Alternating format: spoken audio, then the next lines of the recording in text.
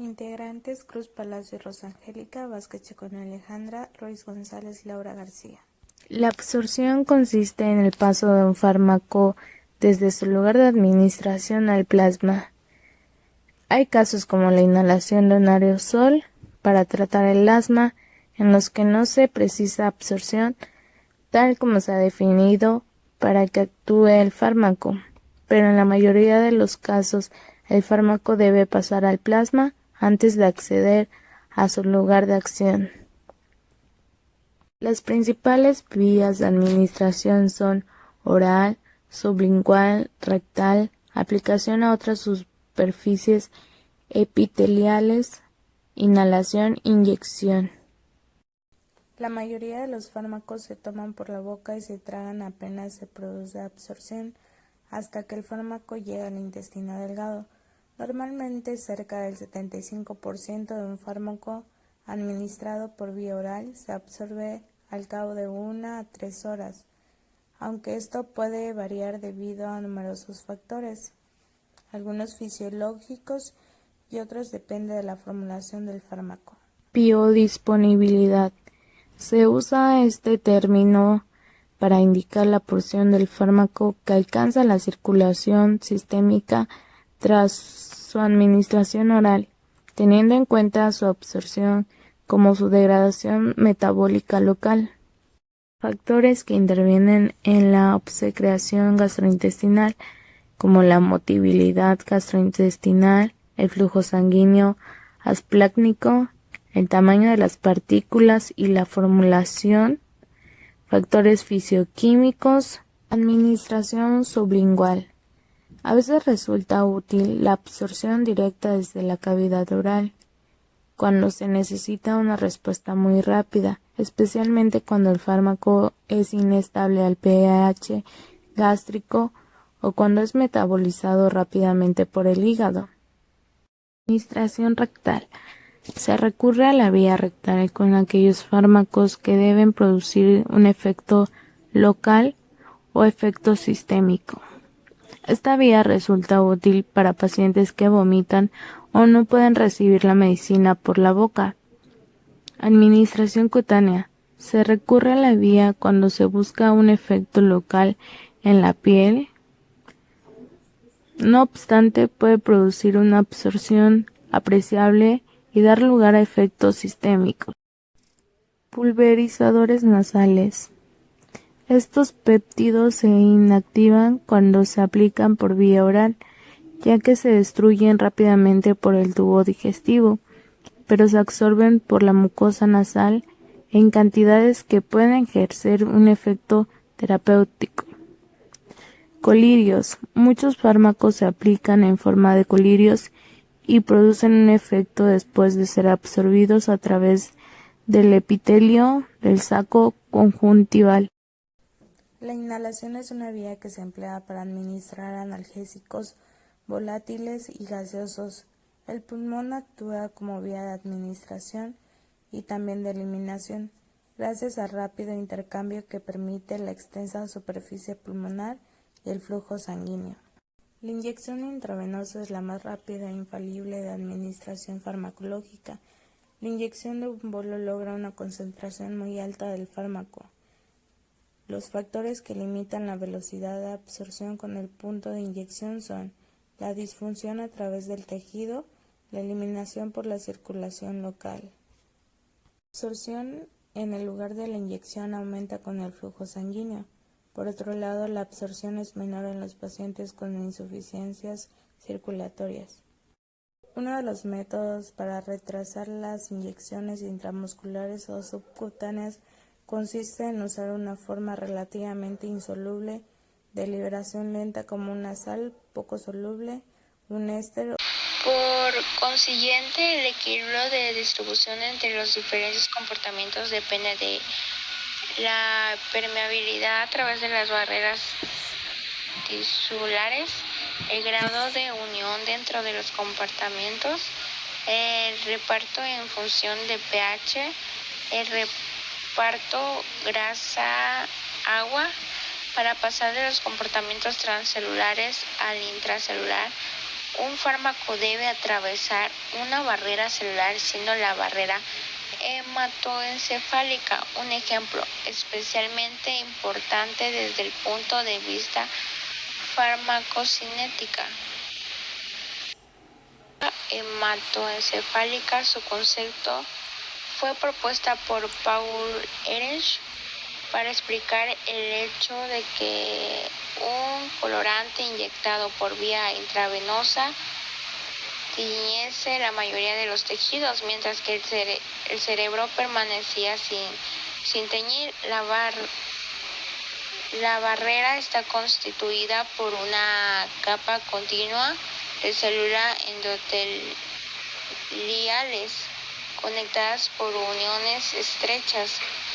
Debido a ello, el cerebro es inaccesible para muchos fármacos que poseen una liposolubilidad insuficiente para atravesar la barrera hematoencefálica, incluidas muchas antiplásticas como los aminoglucidos.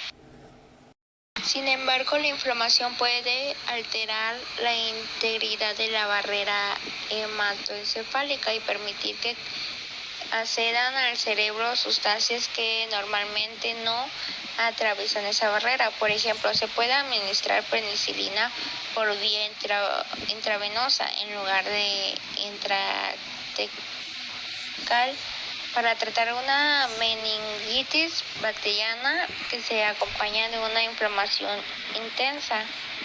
Por otra parte, la barrera es permeable en algunas partes del SNC, como la zona de activación de los quimioreceptores. Esto permite el uso de domperidona, un antagonista de los receptores dopamínicos que nos atraviesan la barrera hematoencefálica, pero accede a la zona de activación de los quimioreceptores para prevenir las náuseas provocadas por agonistas apaminérgicos como opomorfina.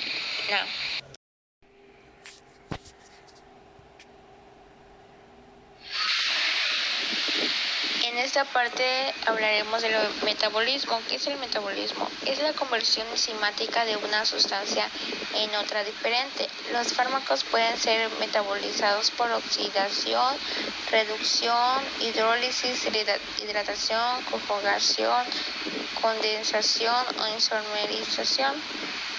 Sea cual fuera la vía elegida, el objetivo es facilitar su excreción. Existen enzimas metabólicas en muchos tejidos, pero son especialmente abundantes en el hígado.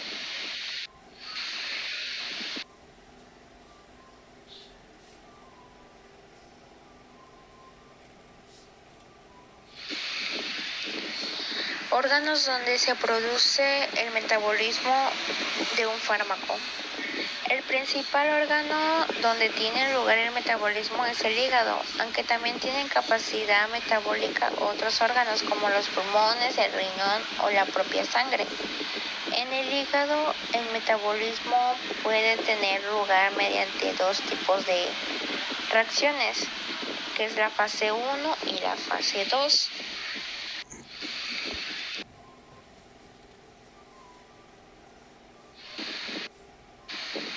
La fase 1 incluye reacciones de oxidación, reducción e hidrólisis destinadas a convertir las sustancias que van a ser eliminadas en más polares y más hidrosolubles.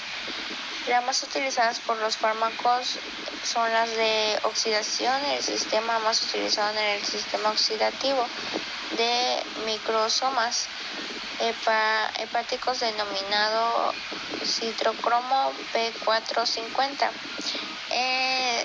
Se nombran con el prefijo CYP seguido de un número que designa familia, una letra que indica la subfamilia y un número que señala la forma individual, las tres principales familias. Que es CYP1, CYP2 y CYP3. las más usadas: CYP2D6 y CYP3A4. Procedente de la fase 1 se acopla al sustrato, aumentando de tamaño y puede ser eliminado más fácilmente, y este requiere energía. Los factores que afectan al metabolismo es la edad, los inductores enzimáticos, los indicadores enzimáticos y los factores patógenos. En la edad, los sistemas inmaduros de los neonatos o recién nacidos provocan que el metabolismo de algunas sustancias no se produzcan como en el adulto. Y el mecanismo de biotransformación en los ancianos son también imperfectos y pueden aparecer fenómenos de toxicidad. El flujo hepático desciende con la edad a partir de los 25 años. Los inductores enzimáticos son fármacos o sustancias que aumentan la actividad metabolizante. Si se comportan como inductores de su propio metabolismo, es igual a tolerancia. Si se producen metabólicos inactivos, la inducción disminuye la intensidad o la duración del efecto. Si se producen metabólicos activos, la inducción aumenta la actividad y el metabólito es tóxico, la inducción aumenta la toxicidad. Los indicadores enzimáticos: un fármaco puede reducir o inhibir el metabolismo de otro cuando ambos se metabolizan. Por sistemas enzimáticos comunes, inhibición competitiva. Los factores patógenos: generalmente se trata de las enfermedades hepáticas que provocan alteraciones en el flujo sanguíneo hepático o en la capacidad metabólica o ambas, y que afectan de forma diferente según el fármaco del que se trate. La excreción de los fármacos se divide en tres procesos: la filtración glomerular, la secreción tubular activa y la difusión pasiva a través del epitelio tubular. Filtración glomerular. Las moléculas de fármaco con un peso molecular menor de 20.000 se difunden en el filtro. La molécula de albúmina plasmática es impermeable a este filtro. La albúmina plasmática solo alcanza el 2% en el filtro y al unirse a otro fármaco alcanza el 98%. La secreción tubular. Los sistemas de tubo renal son la penicilina, que es un sistema ácido y es transportador de los fármacos ácidos. Los dopamina es un sistema base y es transportador de las bases orgánicas. Mecanismos de acción de los sistemas: son transportador de moléculas de fármaco contra un gradiente electroquímico y consiguen reducir la concentración plasmática a cero. Solo el 80% del fármaco llega al riñón y es secretado a los sistemas transportadores y al final son excretados. Difusión a través del tubo renal. El volumen de orina es del 1%. La reabsorción del agua, filtrado glomerular y túbulo proximal. Difusión a través del tubo renal. La difusión a través del tubo renal, los fármacos se mantienen en el plasma. Ocurre una absorción del 99% pasivamente. Velocidades del filtro. Los fármacos liposolubles se excretan lentamente y los fármacos polares se mantienen en el tubo. Resultados: la excreción de concentración urinaria es 100 veces superior a la plasma. Grados de ionización del tubo renal. Los fármacos alcalinos se excretan con rapidez en una orina ácida. Los fármacos ácidos se excretan rápidamente con una orina alcalina. Eliminación de los fármacos expresada en forma de aclaramiento. La secreción activa más la secreción pasiva es igual al factor de excreción renal.